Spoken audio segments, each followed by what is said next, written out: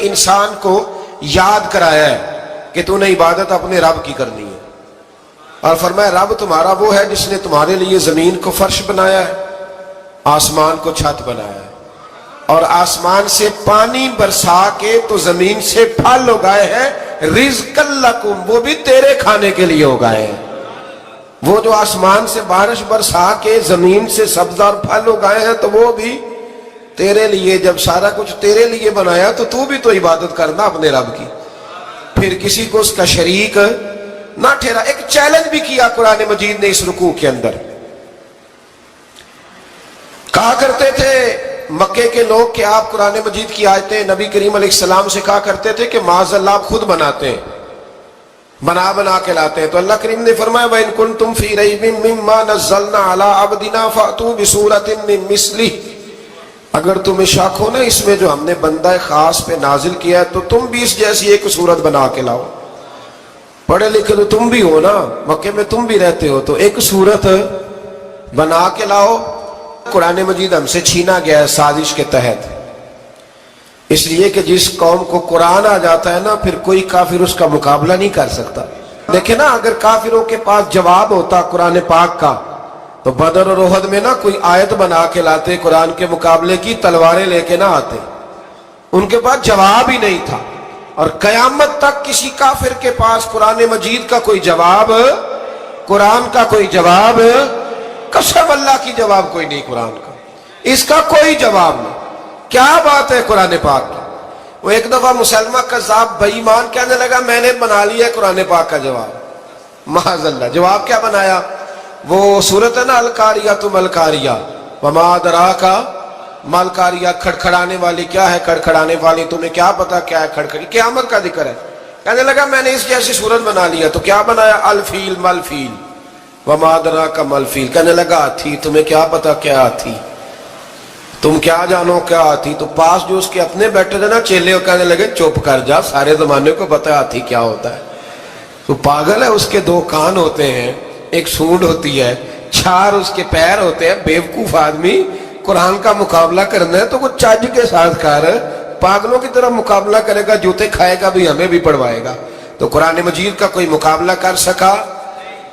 تو اس آیہ مبارکہ میں اللہ نے کافروں کو یہ کہا اگر مقابلہ نہیں کر سکتے تو پھر اللہ سے ڈرو، ورنہ دوزخ میں ڈالے جاؤ گے، وہ جس کا ایندھن آدمی اور پتھر ہے، اور بنائی بھی کافروں کے لیے گئی ہے۔ اعدت للکافرین، جہنم کس کے لیے بنائی گئی ہے؟ کافروں اور منافقوں کے لیے۔ مسلمانوں کے لیے بنائی گئی، مسلمان مرضی سے چھلانگے لگائیں تو ان کی موج ہے، ورنہ ان کے لیے جہنم، ان کے لیے اللہ نے جنت بنائی ہے۔ اور یہ بات کرتے ہی رب کریم نے فرمایا اے محبوب علیہ السلام مومنوں کو خوشخبری دے دے کہ اللہ نے ان کے لیے جنت بنائی ہے، اس میں باغات ہیں، انہیں رزق دیا جائے گا کھانے کے لیے، اور اس میں انہیں پاکیزہ بیویاں دی جائیں گی، اور پھر وہ اس میں ہمیشہ رہیں گے، انہیں اس سے نکالا نہیں جائے گا۔ آگے جو آیات کریمہ ہے نا اس کے اندر اللہ تبارک و تعالیٰ نے فرمایا ہے کہ اللہ حیا نہیں کرتا سمجھانے کے لیے مچھر کی مثال بھی دینی پڑے۔ فرمایا قرآن سے کچھ لوگ ہدایت حاصل کرتے ہیں اور کچھ گمراہ ہو جاتے ہیں۔ جب لوگ اپنی مرضی کی تشریحات چاہتے ہیں تو گمراہ ہوتے ہیں، اور جب قرآن کو رسول اللہ صلی اللہ علیہ وسلم اور امت مسلمہ کی تشریحات کی روشنی میں سمجھتے ہیں تو پھر اللہ ہدایت عطا فرماتا ہے۔ پھر اللہ تبارک و تعالیٰ نے آگے ارشاد فرمایا حضرت آدم کی پیدائش کا واقعہ۔ کچھ مفسرین نے لکھا اللہ نے مشورہ کیا تھا فرشتوں سے وَإِذْ قَالَ رَبُّكَ لِلْمَلَائِكَةِ إِنِّي جَاعِلٌ فِي الْأَرْضِ خَلِيفَةً، لیکن کچھ مفسرین کہتے ہیں کہ اللہ کو ضرورت نہیں فرشتوں سے مشورہ کرنے کی، اللہ نے فرشتوں سے مشورہ نہیں کیا بلکہ رب نے انہیں آگاہ فرمایا تھا کہ میں لگا ہوں زمین پہ اپنا نائب بنانے، میں خلافت دینے لگا ہوں زمین پہ۔ اب یہ تو دینے والی کی مرضی ہے نا اس نے کس کو دینی ہے، یہ تو دینے والے کی مرضی ہے نا اس نے۔ تو کچھ لوگ کہتے ہیں کہ دینے والے سے زیادہ ہمیں پتہ ہے، تو فرشتوں کو بھی یہ اجتہادی خطا ہو گئی، کہنے لگے یا اللہ اسے نہ بنانا، یہ فساد کرے گا، یہ خون ریزیاں کرے گا۔ تو اللہ نے فرمایا جو میں جانتا ہوں وہ تم، اللہ اکبر۔ امام راضی فرماتے جب رمضان آتا ہے تو اللہ فرشتوں سے کہتا ہے ذرا یہ کھول کے دروازے دیکھو نا یہ زمین پہ کیا کر رہے ہیں، تم تو کہتے تھے فساد کریں گے اور یہ سارے تراویح پڑھ رہے ہیں، تم تو گویا کہتے تھے فساد کریں گے، اور یہ تو دیکھو گویا رمضان کے روزے رکھ رہے، یہ تو میری یاد میں نکلے ہوئے۔ تم کچھ کہتے تھے اور دیکھو میں نے تمہیں کہا تھا نا جو میں جانتا ہوں وہ تم۔ اللہ نے پھر حضرت آدم علیہ السلام کو تمام زمانے کے علوم عطا کیے، علم سکھا لیا۔ تو فرشتوں سے کہا تم بھی ان چیزوں کے نام بتاؤ، تو وہ بتا سکے نہیں۔ اللہ نے فرمایا اب اس طرح کرو، آدم کو سجدہ کرو۔ سب نے سجدہ کیا سوائے، وہ کہنے لگا یا اللہ صرف تجھے ہی کرنا ہے، کرنا بھی صرف اللہ کو چاہیے، پر رب کے آگے بھی جھکنا چاہیے، اور جس کے سامنے رب جھکائے نا وہاں بھی۔ اور یہ جو عاجزی ہے نا، یہ جو جھکنا ہے، یہ علم کے آگے ہے۔ ہماری مصیبت یہ ہے کہ ہم علم کے آگے بھی گردن جھکانے کو تیار نہیں ہوتے، وہاں بھی ہم خود عالم فاضل بن جاتے۔